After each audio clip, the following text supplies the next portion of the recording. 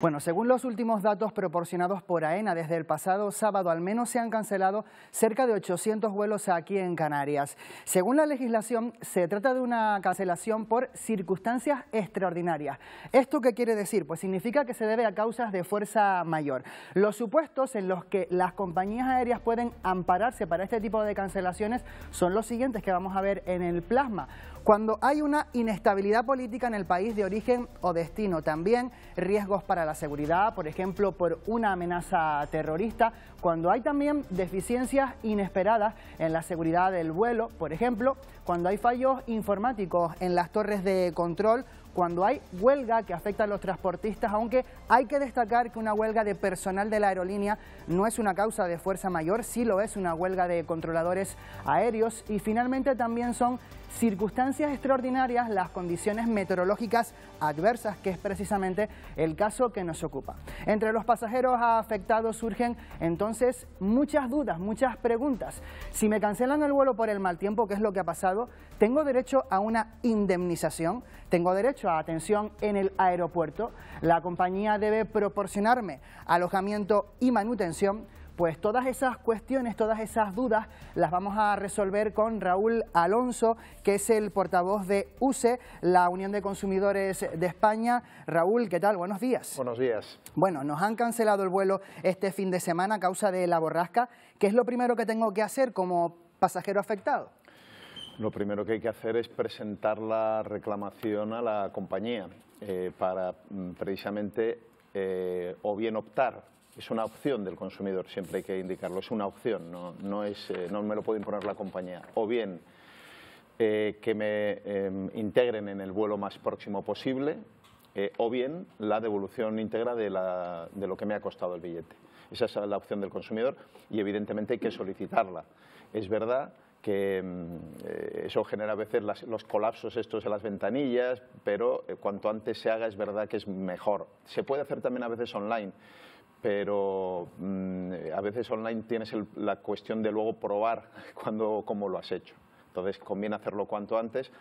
En este caso también se puede indicar que la compañía puede ofertarnos, lo que ha sucedido mucho, por ejemplo, con la pandemia, ¿no? Puede ofertarnos, en vez de la devolución o el cambio inmediato a otro vuelo, un bono, ¿vale? Sería una opción que, si el consumidor acepta, sería legítima, pero sí hay que indicar que a ese consumidor que acepta que tenga ciertas precauciones. Por ejemplo, si le van a dar un tiempo de validez a ese bono, para tener la seguridad de que realmente lo vas a consumir o no, o tienes la posibilidad de perderlo si no lo consumes en ese tiempo, o alguna otra condición que pudiera ser perjudicial.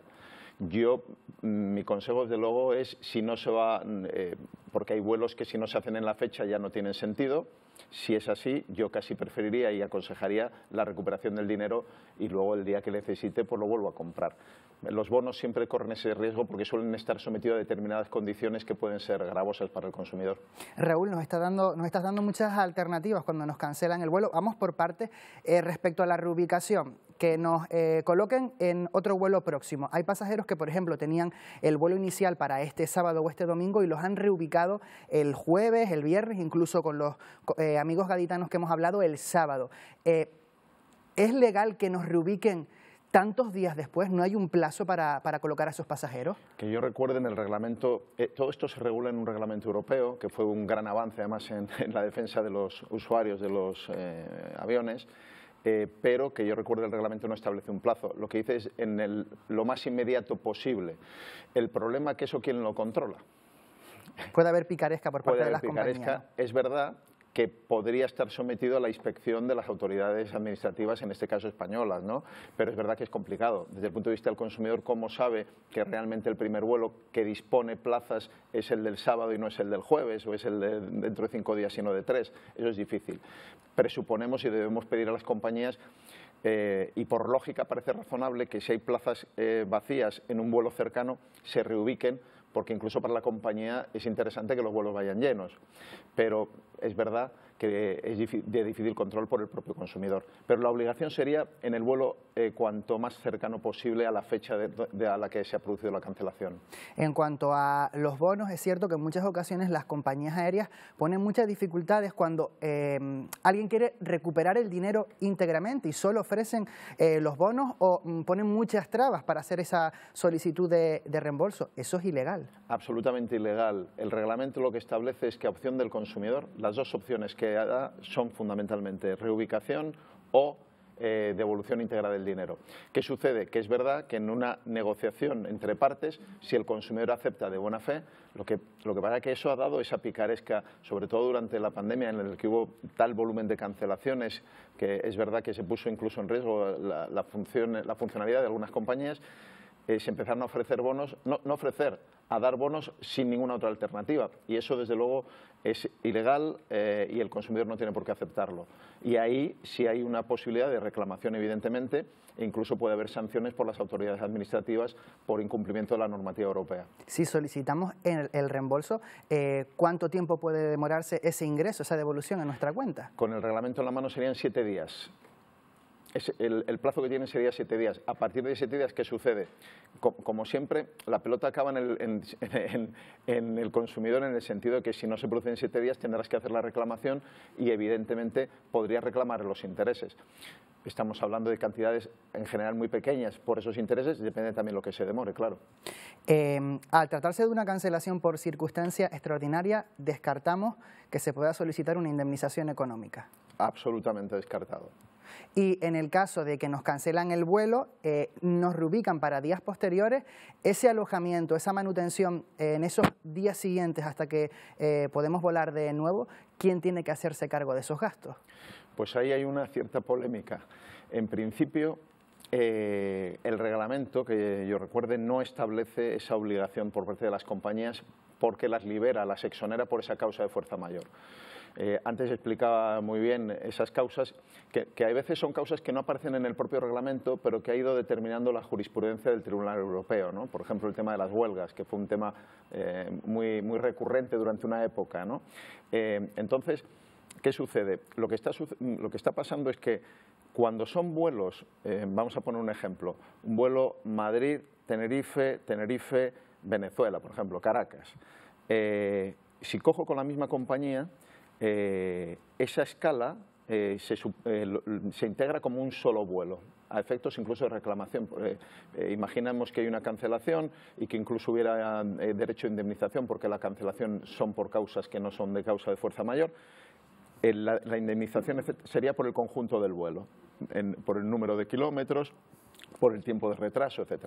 Entonces, ¿qué sucede? Que en ese vuelo, si se produce un problema en Tenerife, es verdad que es un mismo vuelo y aunque sean causas de fuerza mayor, son causas que el consumidor tampoco tiene control y que le dejan, está integrado a mitad en un de vuelo. camino nos dejan. Exactamente. Entonces, ahí sí se está produciendo y entendemos que debe existir esa cobertura. Pero si son vuelos contratados de forma diferente, yo contrato con la compañía X Madrid-Tenerife y con la compañía Y Tenerife-Caracas, ya no estamos en esas circunstancias y desde luego ahí sí está absolutamente claro que no habría ningún derecho desde ese punto de vista. Otra cosa es que sí que hay un derecho, algo de lo que se quejaban mucho los pasajeros, un derecho que es siempre, ante cualquier circunstancia en el transporte aéreo, el derecho de información. Las compañías están obligadas a informar convenientemente a sus pasajeros de lo que está sucediendo y no solo de lo que está sucediendo, sino del ejercicio de sus derechos. Precisamente de ese reglamento europeo, cómo ejercerlo, cuáles son esos derechos. Cosa que, por desgracia, como vemos y si preguntamos, se produce una quiebra la mayoría de las veces. Veíamos incluso ayer el testimonio de una pasajera afectada que sufría una cancelación en el aeropuerto de Tenerife Norte con su compañía aérea, que se desplazaba al aeropuerto de Tenerife Sur y la misma compañía en la misma isla le decía que no tenía constancia, que no sabía qué era lo que había ocurrido. Claro, eso es un disparate y un desastre que evidentemente podría dar pie a infracciones que son sancionables económicamente por parte de la administración competente del control aéreo español. Pero desde el punto de vista del consumidor, lo que se produce al final es una quiebra de derechos de difícil solución, ¿no? Hay que indicar de todas formas a todos los consumidores que los derechos de los pasajeros, ahora que tenemos casi todos acceso a Internet, o muchísima gente acceso a Internet, en los aeropuertos hay información, la propia AENA tiene información, las compañías están obligadas y debemos requerirles esa información vía online. La página de, por ejemplo, de AENA o de AESA, que es la Agencia Española de Seguridad Aérea, tiene perfectamente los sistemas de reclamación y de los derechos perfectamente entendibles por cualquier consumidor, o sea, que es accesible. Entonces, lo que tenemos que pensar cuando percibimos una situación digamos, anómala, pensar que tenemos derechos y inmediatamente informarnos sobre esos derechos. No es necesario ahora examinar a los pasajeros si los conocen, pero ante una situación anómala saber que ahí existen unos derechos y que tenemos facilidad de acceso para conocer esos derechos y poder ejercerlos. Eso es lo fundamental. Pues Raúl Alonso, portavoz de UCE, la Unión de Consumidores de España, gracias por habernos aclarado todas esas dudas relacionadas con esta situación del tráfico aéreo de los aeropuertos canarios a raíz del paso de la borrasca. A ustedes. No es un placer por hablar de problemas de los... Pero es una ayuda, seguramente, para muchos de los pasajeros afectados. Gracias, buenos días. Muchas gracias.